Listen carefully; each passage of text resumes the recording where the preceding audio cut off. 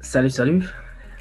Nous attaquons aujourd'hui, n'est-ce pas, la dernière partie de la Constitution. La dernière partie de la Constitution. Pour ceux qui sont en retard, les deux premières parties sont postées sur notre page Facebook et également sur notre chaîne YouTube. Je vous donne notre page Facebook. Vous allez sur Facebook, vous tapez cabinet JF 2 points, la gestion à mieux. Vous allez sur YouTube, vous tapez simplement gestion et Mambo TV. Voilà, voilà. Bon, aujourd'hui, c'est la dernière partie, hein, c'est la dernière partie de la Constitution. Alors, aujourd'hui, nous allons voir, n'est-ce pas, ce qu'on entend par appel fractionné. Parce que souvent, on m'a demandé, c'est quoi un appel fractionné? Ou bien à quel moment on parle d'appel fractionné? Quels sont, n'est-ce pas, des apports qui sont touchés par cette fraction? Vous voyez, pas mal de questions qui tournaient dans ce sens. Donc aujourd'hui, nous allons clairement répondre à ces questions-là. Alors, alors, nous allons également voir ce qu'on entend par actionnaire défaillant et versement anticipé. Voilà. Donc, ce sont ces trois questions qui feront, n'est-ce pas, l'objet de cette vidéo. L'objet de cette vidéo. Appel fractionné, versement anticipé, actionnaire défaillant.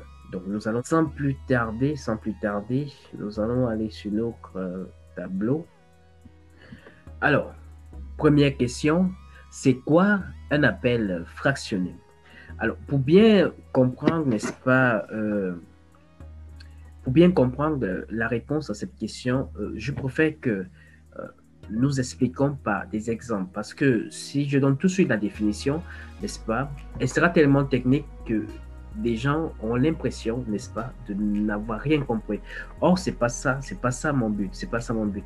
Alors, prenons, crois bien, citons crois bien, n'est-ce pas, nous avons une table, n'est-ce pas, nous avons une voiture, n'est-ce pas, et enfin, l'argent, n'est-ce pas, l'argent. Alors, alors, c'est pour répondre à la question, hein, c'est pour répondre à la question. Alors,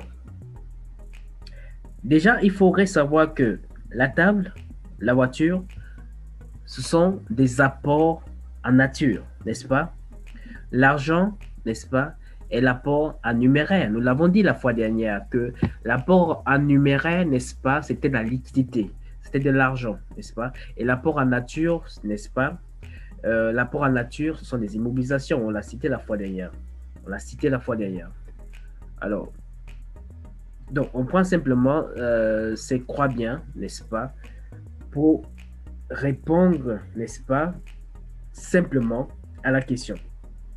Alors, c'est quoi un appel fractionné? C'est quoi un appel fractionné? Alors, un étudiant m'avait posé cette question et ben, voilà comment je l'ai répondu, hein, simplement. Voilà comment je l'ai répondu. J'ai dit, cher monsieur, alors dites-moi, est-ce que on peut, n'est-ce pas, est-ce qu'on peut fractionner une table? Est-ce qu'on peut fractionner une table? Il m'a dit non. Alors, monsieur, est-ce qu'on peut fractionner une voiture? Il m'a dit non. Alors, quand on parle de fraction, c'est parce qu'en fait, quand on dit appel, est-ce que vous avez la possibilité, parce que si on dit un quart du capital, n'est-ce pas? Un quart du capital. Alors, si on dit un quart du capital, les deux actionnaires, c'est-à-dire celui qui a prévu d'amener les apports en nature et celui qui a prévu d'amener les apports en numéraire. Alors, celui qui amène les apports en nature, supposons qu'il amène une table et une voiture. Et si on dit un quart du capital, étant donné que le capital est constitué des apports en nature et des apports en numéraire, est-ce que ce dernier, n'est-ce pas, qui va amener les apports en nature, est-ce qu'il a la possibilité de diviser la table en quatre? C'est impossible. Il va me gaspiller sa table. Est-ce qu'il a la possibilité de diviser sa voiture en quatre? Non, c'est impossible. Alors, celui qui amène, n'est-ce pas, les apports en numéraire, est-ce qu'il a la possibilité de, n'est-ce pas, Est-ce qu'il a la possibilité de diviser de diviser l'argent? Ah bah oui, ah oui, oui, il a cette possibilité-là.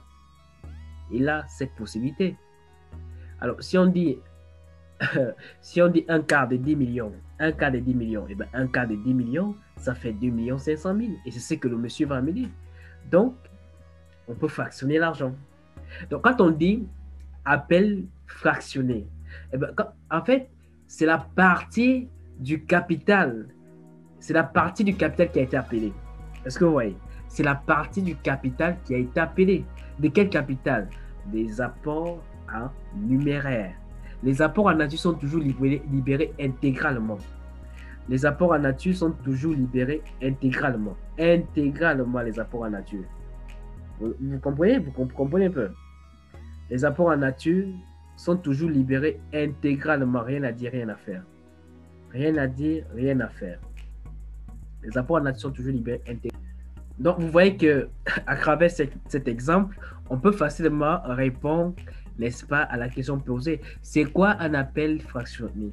C'est quoi un appel fractionné? Eh bien, un appel fractionné, c'est la partie des apports en numéraire, n'est-ce pas, qui a été appelée. C'est la partie des apports en numéraire qui a été appelée, c'est tout. C'est aussi simple, c'est ça. Bon, si tout le monde a compris, ben, on passe à la deuxième question. La deuxième question. On passe à la deuxième question. Et bien, la deuxième question, c'est quoi? C'est quoi un actionnaire défaillant? C'est quoi un actionnaire défaillant? C'est ça la deuxième question. C'est quoi un actionnaire défaillant? C'est quoi un actionnaire défaillant? Là encore, pour répondre à cette question, nous allons prendre des exemples, n'est-ce pas? Parce que moi, je suis un praticien. Je suis praticien. Je suis de ceux-là qui partagent, n'est-ce pas, le point de vue que la pratique, n'est-ce pas, ça fait vite comprendre. C'est ça. Donc, souvent, ce que je conseille aux étudiants, c'est que il faut assimiler la théorie à la pratique, n'est-ce pas? Assimiler la théorie à la pratique progressivement, n'est-ce pas? Pour que vous puissiez bien comprendre la chose. Si vous restez stagné dans la théorie, eh bien, vous aurez du mal à comprendre ce qui se passe. Est-ce que vous comprenez? C'est ça.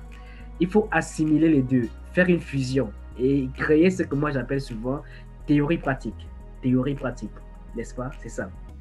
Ah ben, regardez bien, vous allez comprendre ça. Tout bêtement, vous allez comprendre ce qu'on entend par actionnaire défaillant. Alors,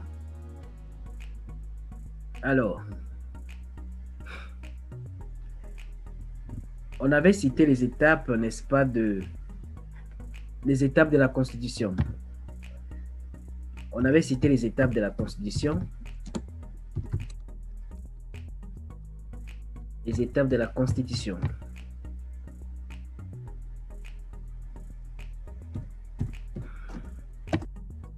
Alors, on avait dit qu'il y avait la promesse. On avait dit qu'il y avait la promesse. On avait dit... Non, en fait, ce qui me fait rire, c'est parce que c'est...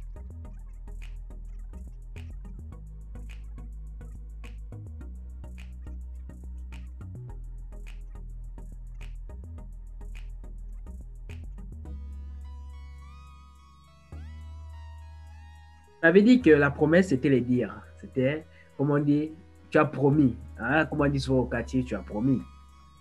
Et bien, l'appel, on avait dit simplement, c'était le fait d'appeler ces derniers, les avertir, n'est-ce pas, de donner la date exigible à laquelle on devait venir déposer chacun ses dires, ses apports. Et la libération, on avait dit que c'était la nature des apports. La nature des apports. Fonds de commerce, voiture, argent, c'était ça la libération. Et ben, une fois que le capital est libéré, on constate la réalisation. Donc, c'est de ça qu'on parle. La réalisation, c'est la constatation du capital. Alors, au niveau de la promesse, on ne sait pas si l'actionnaire sera défaillant. N'est-ce pas? Au niveau de la promesse, on ne sait pas s'il sera défaillant. Au niveau de l'appel, on ne sait pas non plus s'il sera défaillant. Non, on ne sait pas s'il sera défaillant. On ne sait pas. La défaillance, c'est quoi? C'est manquer à son acte. C'est ça, simple. c'est manquer à son acte. Ce n'est pas honorer à sa parole. C'est ça la différence. Quand vous dites que vous êtes défaillant, c'est ça.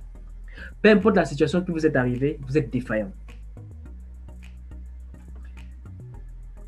C'est de ne pas répondre, même si vous voulez, de ne pas répondre, n'est-ce pas, comme on dit souvent le jour J. C'est ça. C'est ça. Tu dis à quelqu'un, bon, je vais te remettre tes 10 000 dans 10 jours. Et bien, les 10 jours arrivent, tu ne remets pas les 10 000. Et bien, tu es défaillant. Alors, au niveau de la promesse, on ne peut pas constater la différence. C'est-à-dire, on ne sait pas si le monsieur sera défaillant ou pas. On ne sait pas. On ne sait pas si le monsieur ou la dame ou l'entité, on ne sait pas si la personne sera défaillante ou pas. Au niveau de l'appel, non plus, on ne sait pas. C'est au niveau de la libération, le jour que chacun amène ses apports, qu'on constate que, oh, mais attention, il y a une personne qui manque, il n'a pas amené ce qu'il nous a dit. Est-ce que vous voyez? Il y a telle personne qui m'a appelé, il n'a pas honoré à sa parole. C'est l'absence d'un bien qui devait répondre, excusez-moi, c'est l'absence d'un bien qui devait répondre, n'est-ce pas, le jour J à la constatation du capital. Vous avez promis une voiture. À la libération, le jour en question, vous n'avez pas amené la voiture. Vous venez nous exposer vos problèmes. Mais qu'est-ce qu'on fait avec vos problèmes? Vous êtes défaillant. C'est ça. Donc, quand on parle d'un actionnaire défaillant, c'est ça. C'est un actionnaire qui n'a pas honoré à sa promesse. Est-ce que vous comprenez? C'est ça, un actionnaire défaillant. Ouais, je vous ai dit que c'est simple, que vous allez comprendre. C'est ça, c'est simple, vous allez comprendre. Mais il faut faire très attention parce que souvent, les étudiants, moi également, je suis étudiant, il n'y a pas de souci. Nous, les étudiants, n'est-ce pas? Alors, l'amalgame qu'on fait souvent, c'est parce que quand on nous parle de l'actionnaire défaillant, moi j'ai vu beaucoup viennent constater la différence au niveau de l'appel. Mais attends, vous ne pouvez pas constater la différence au niveau de l'appel. Vous ne saviez pas, le monsieur est encore chez lui, tout le monde est encore chez lui tranquillement. Comment vous allez venir constater la différence au niveau de l'appel? Or, c'est à la libération que chacun vient avec son bien, n'est-ce pas? Chacun vient avec son bien pour dire, voilà ce que moi j'avais promis, c'est là. C'est la présence des apports. C'est la présence des apports. Donc, on ne peut que venir constater la défaillance au niveau de la libération. Donc, quand vous voulez passer l'écriture de la défaillance, ce n'est pas au niveau de la promesse, ce n'est pas au niveau de l'appel, c'est au niveau de la libération. C'est au niveau de la libération. Et ce compte est souvent au débit. Quand on constate la défaillance, ce compte est au niveau du débit. Au débit, c'est pour venir équilibrer, c'est pour venir équilibrer parce que le compte 613 déjà, il porte déjà le montant des apports en nature, des apports en numéraire. Alors, la partie des apports en numéraire qui doit être, n'est-ce pas, reversée chez le notaire ou à la banque, n'est-ce pas, ne sera pas en totalité. Ne sera pas en totalité de la partie qui a été appelée du fait qu'un actionnaire a été défaillant. Donc, ce compte-là de la défaillance vient s'accrocher au niveau du débit pour équilibrer les écritures. Je ne vais pas passer les écritures parce que ça ne fait pas l'objet de cette dernière, n'est-ce pas, cette dernière partie. Je ne fais que respecter le programme. Alors, je crois que on connaît déjà ce qu'on entend par actionnaire défaillant, c'est ça. Alors, nous passons à la dernière question, n'est-ce pas? Nous passons à la dernière question. La dernière question, qu'est-ce que c'est? Bon, la dernière question, c'est simplement versement anticipé. Versement anticipé. Alors, c'est quoi un versement anticipé? Eh bien, c'est quoi un versement anticipé? C'est quoi un versement anticipé? C'est quoi un versement anticipé? Anticipé. Eh bien, attention, hein, vous avez vu là, non? Il faut bien regarder là. Nous avons juste repris, nous avons juste gardé, hein, gardé les mêmes écrits pour ne pas copier-écrire. Regardez là, vous regardez bien. Voilà. C'est quoi un versement anticipé? C'est quoi un versement anticipé? Eh bien, mes chers amis,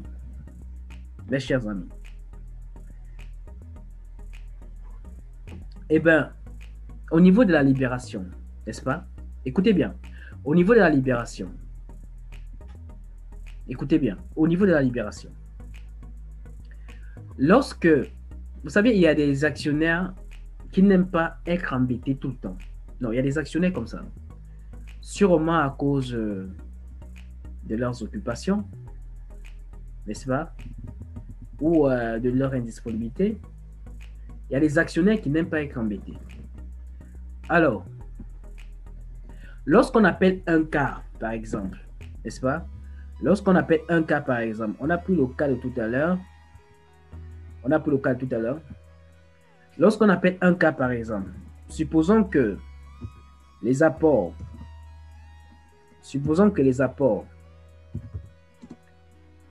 en numéraire,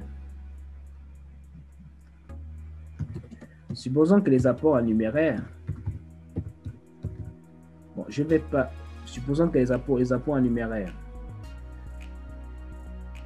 je ne vais pas écrire tout ça à cause de l'espace, voilà. Supposons que les apports en numéraire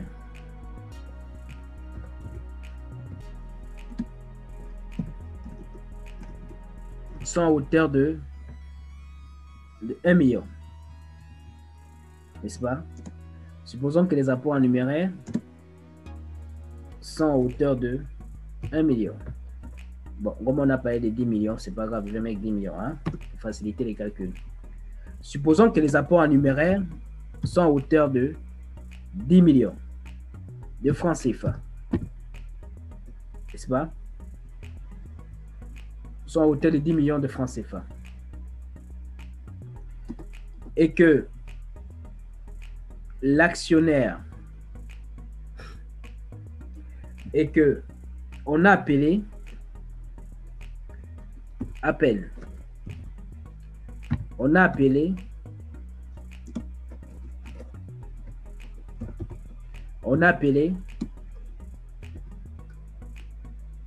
un quart du capital, n'est-ce pas? Écoutez bien, on a appelé un quart du capital. Alors, le monsieur en question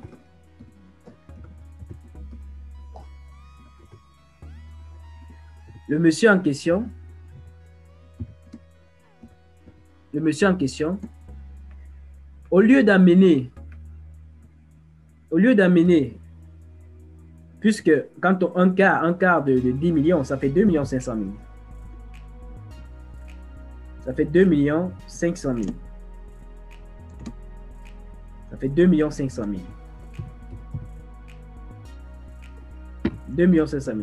Le monsieur, au lieu d'amener 2 500 000, il décide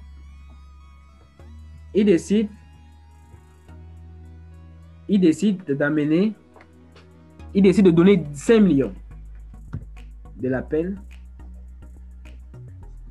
de 2 500 000. 2 500 000.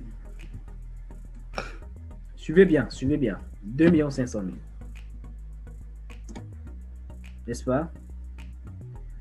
2 500 000. Ce qui veut dire, puisque le monsieur a donné 5 000, ça voudrait dire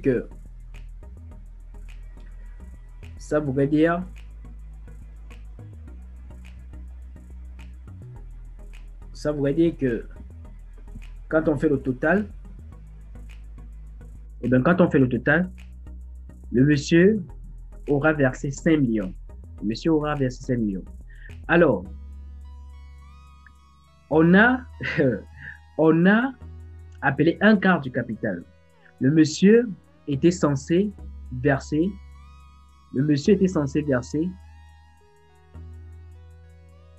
1 Le monsieur était censé verser. Le monsieur était censé verser. Je vais changer de couleur. Je vais changer de couleur pour que ça puisse bien se voir. Je vais changer de couleur. Voilà. Le monsieur était censé verser. Le monsieur était censé verser 2 500 000. Est-ce que vous voyez? Il était censé verser 2 500 000. Mais il a versé 5 millions. Vous voyez ici? Il a versé 5 millions. Est-ce que vous voyez? Alors, c'est quoi le versement anticipé? Eh bien, le versement anticipé,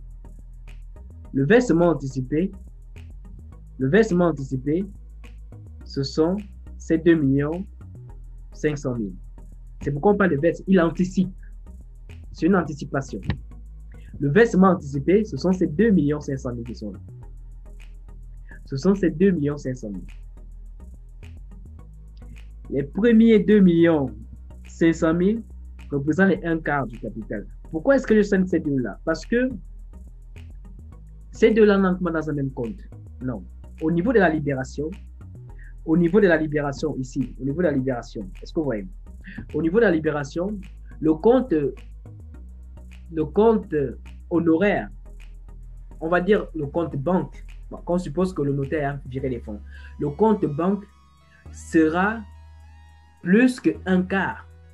Parce qu'on va d'abord déposer les 1/4 du capital, ensuite on va ajouter l'excédent. Est-ce que vous voyez? Dans le compte 521 sera plus que 1/4 du capital qui a été appelé. Mais comment équilibrer cela? Eh bien, au crédit, on aura bien le 46, n'est-ce pas?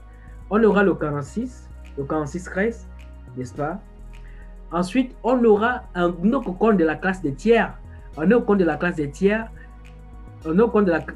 réservé à l'anticipement, réservé à l'excédent. Actionnaire, versement anticipé. Donc, au niveau du crédit, on aura deux comptes. Un compte qui porte 2 500 000 qui sont là. Un autre compte qui porte les 2 500 000 qui sont là. Dont les deux formeront 5 millions qui iront à la banque. Est-ce que vous voyez? Donc, quand on parle de versement anticipé, en fait, c'est un montant excédentaire par rapport à l'appel. Est-ce que vous voyez? C'est ça. Il anticipe. Maintenant, vous, en tant que comptable, vous devez faire attention au prochain appel. N'allez plus embêter ce monsieur. Hein, parce que si l'excédent répond au prochain appel, vous ne devez plus l'embêter. Hein. Vous devez vous arranger à solder le compte versement anticipé. Hein. Actionnaire, versement anticipé. Vous devez vous arranger. Je ne vais pas passer également les écritures aussi dans ce sens parce que ce n'est pas ça l'objet de cette vidéo. Donc, voilà, on a répondu aux 3 questions. C'est quoi un appel fractionné? C'est quoi, n'est-ce pas, un actionnaire défaillant? Et enfin, c'est quoi un versement anticipé? Voilà. J'espère que j'ai été précis, j'ai été clair. J'espère que vous avez compris.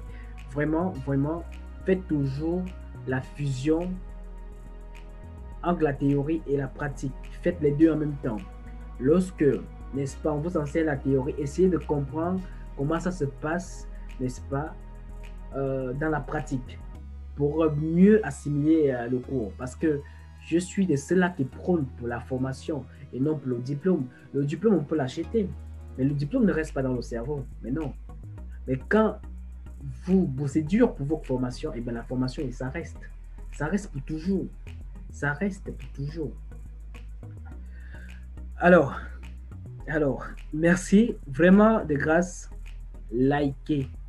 Likez les vidéos, je vous en prie. Likez, partagez. Ah, vous aussi. Partagez